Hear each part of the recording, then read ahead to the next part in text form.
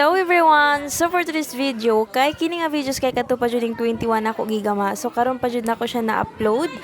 Ug di ay mga inday kini siya nga makeup mga inday para ni silang kandidata sa Little Wannabes. So apil day ako ang anak mga inday no. Syempre kay nakita man niyo sa pag-makeup.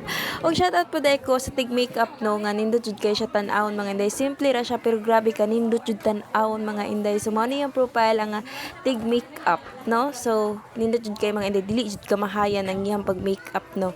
Tapos di ay mga inday, kini nga time mga inday dili jud ta nako siya gusto nga pa-makeupan kay tungod ko lang ta sa financial ba. So dili jud ingon na dako jud ang mabayran mga inday.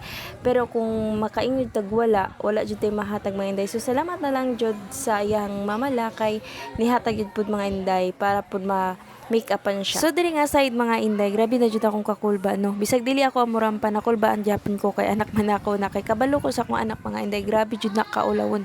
Labi na kanang og tao mga inday na Ginoo ko mas musugot ra nang magsige nagpilit na ko mga inday kaysa makigalubilo ang mga tao sa gawas.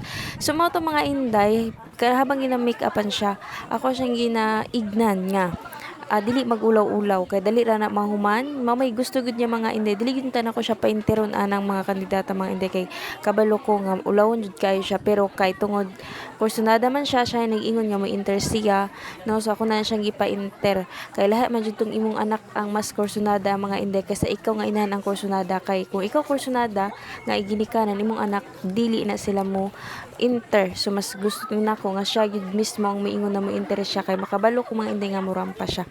So mao to mga inday no, kini nga time siya ang number 3 siya ang ikatulong nga morampa. So mao to na iwit pud mi diri sa oras mga inday kay laylay pa man ang balay no. Tapos nagulat pa pud ko sa kwarta mga inday para nga mabayad. So mao to mga inday may nalang gani ka automatic ang mamala nagisentan ta para pang bayad.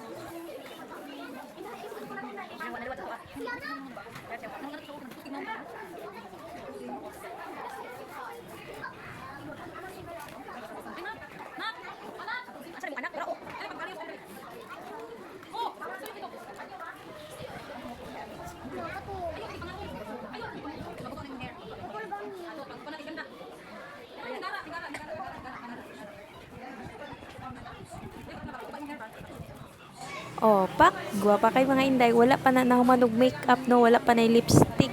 So mao pa gyud na siya ang una pa nga ano niya sa young now.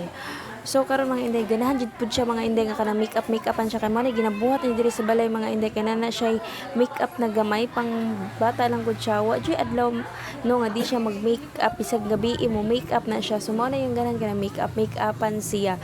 So ganahan na gid ko magtanaw niya mga inday no kay grabe jud ni kakit sa naong labi nag na makeupan siya. Guwapa siya og samot mga inday.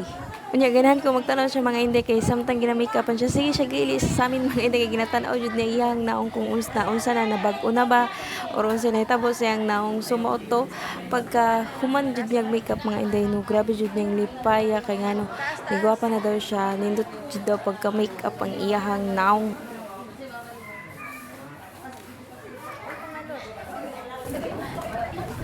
Tas.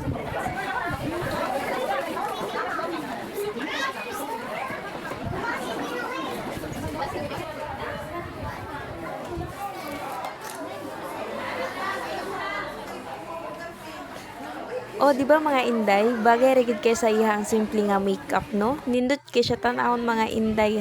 Hinlo kay pagka makeup. So bagay ra gid kay sa naong sa kuang anak. Nga side mga inday, wala pa na niya nabot yan og lipstick. So nya na daw niya bot ngan kay magbalik pa man siya makeup mga inday, retouch pa man na niya. So salamat sa paglantaw mga inday.